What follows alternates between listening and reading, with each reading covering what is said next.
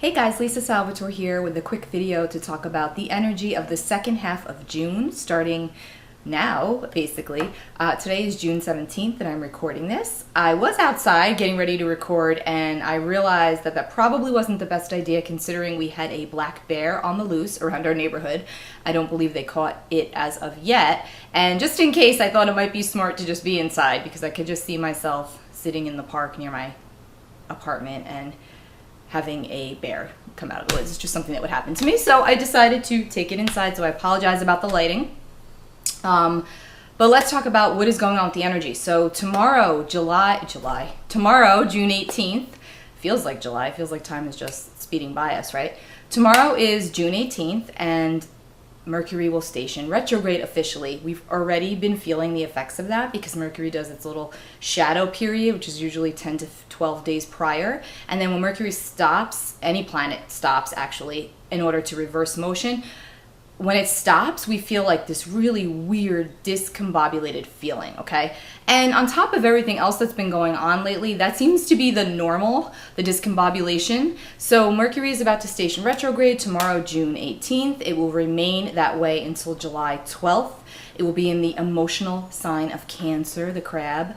In fact, on July 20th, I keep saying July, geez, sorry guys, June 20th, the sun will shift into the sign of Cancer, 5:44 p.m., leaving Gemini, going into Cancer. Anytime we're under Cancer energy, there's like it becomes more soggy. That's the word I'm going to use. Soggy, sensitive, weepy, emotional. Overall, that's the energy. And if you are a highly sensitive, emotional person to begin with, you may really feel that energy 10 times more. And then with Mercury being retrograde in Cancer, and rules over our communication, it could definitely feel like a highly sensitive, emotional time, okay? The next 8 weeks, essentially, will be a highly charged emotional time because we are in eclipse season. We also have the second eclipse of 3. This one is definitely the most impactful. It is happening on June 21st. So the sun moves into Cancer, 5:44 p.m. on June 20th, and then 2:41 a.m. on June 21st. We have a new moon, which is also an annual solar eclipse in the sign of Cancer, 0 degrees, okay, which is like the most critical degree, let's just say. It's like a turbocharged new moon. There's a lot of possibility around us, a lot of possibilities on the table for rebirth in many different ways, personally, collectively. We see a massive shift taking place. We feel a massive shift taking place with all of this energy that's going on. And that's also the Summer Solstice, June 21st. So it's really intense at the Summer Solstice, the initiation of summer, the day of the year. Obviously, it's our longest day here in the Northern Hemisphere. The sun is at the highest point in the sky, and then consequently, on the Southern Hemisphere, it's at the lowest point. But anyway, so it's the initiation of summer, and on top of that, we've got this new moon solar eclipse taking place. And with the solar eclipse, it basically means that the shadow of the moon actually covers the center of the sun, and it produces like a ring of fire.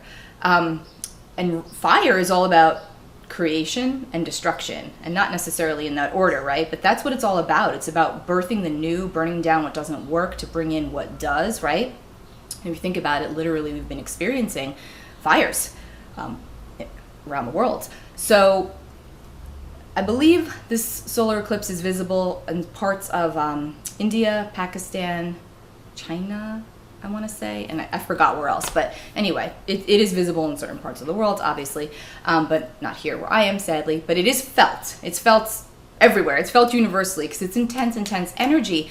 And again, it is a new moon, so that's positive, but it's at this very critical degree, 0 degrees of Cancer, in the emotional water sign, and it's tender. It's tender. It's like at the slightest provocation, you could burst out into tears. You could lash out at somebody. So it's really about minding your words, which we always have to be more careful about during a Mercury retrograde, but even more so because of all this intense energy that is abound at this time. We need to be very mindful of that. It's definitely a time that you could be feeling like you really want to go inward, like Cancer the crab, in your shell, protecting yourself, doing some kind of a purification of the soul. I know I've been like that the past 6 to 8 weeks, just feeling like, very, inward, just doing a lot of soul searching, soul work. So if that's where you are, you probably will remain there for the next couple of weeks while we'll start to see a lot more going on the outside, okay, that we need to stay inside and stay centered in order to be equipped to deal with the emotional tone that will take over for everybody. We're already seeing a lot of that. Now, on top of this eclipse, so basically what I'm saying is from now until like the end of July is going to be a very emotionally charged time. Even if you're not somebody that's normally highly sensitive or very impacted by the energy or by the planets, this time period could feel like a shock to you, because you may be surprised at just how much you feel. Feel. That's the key word, feel, during this time period. Also, Mercury retrograde by itself is not really I always personally feel it's not really a big deal. It happens 3 to 4 times per year. As long as you know it's there and you can just prepare yourself to have some kind of technological defaults happen. Also communication problems here and there. Knowing that stuff in advance can help you prepare better for it, and you leave yourself a little extra time to and from when you go places, and it's fine. But because of the fact that we have a lot of other planets that are retrograde right now. We've got Venus, which will station direct on June the 25th. So remember, we've got a lot of planets that are retrograde, and then we've got some that are going to station direct all in the same time period, and then more going retrograde. So that's definitely like, that's just what, and that's what we feel like too. It feels like a little chaotic. Not a little, it feels chaotic. So, okay. So, we've got Jupiter retrograde, Saturn retrograde, Pluto retrograde. Mercury will now be retrograde as of tomorrow. Venus is currently retrograde, but will station direct on June 25th, right? And then Mars will move into Aries on June the 27th, okay? Mars moves into Aries on June 27th, and that's very active, okay? That's a lot of heat. That's a lot of activity. I'm just going to leave that there. We may see a rise in combativeness worldwide. Hopefully, with all the Cancer energy, it can be quelled with some love and some compassion, because that's what the sign of Cancer asks us to do. It's about being compassionate, feeling nurtured and nurturing others. And what is home, internally and externally? What is home? What is our foundation? Where do we feel safe? Where do we lay our head at night? What are we comfortable with? What are we uncomfortable with? So hopefully, amongst any kind of chaos occurring on the outside, we can all remain compassionate towards ourselves, yes, and towards others, hopefully. Let's just keep that in mind, because, like I said, you're going to see a lot of impatience the next 6 to 8 weeks, a lot of hot-headedness, a lot of heatedness. And again, it's not just worldwide. It's just personally, with your friends, with your family, you could see it, you could feel it. There's the tension that will be present. Then on top of that, Neptune will also station retrograde on June 23rd, until November the 28th, I believe.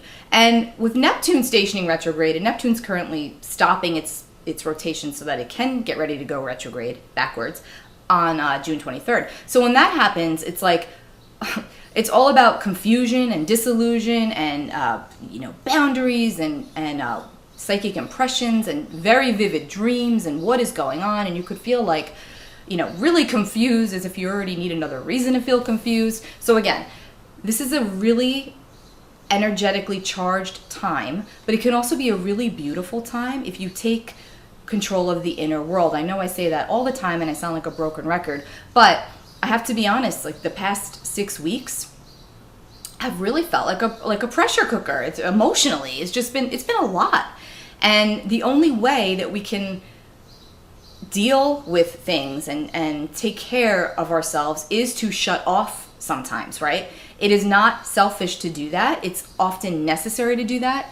So give yourself a break, cut yourself some slack, take it easy on yourself, take it easy on other people. Know that everybody deals with conflict and emotions in a very, very different way. And I know sometimes I have to stop and remind myself of that. And I believe that because I, do charts and readings for a living, I'm very hyper aware and hypersensitive to the fact that we are all hardwired so differently, and we cannot expect other people to see things through our lens. We just cannot do that because that's not how it works. That's not reality.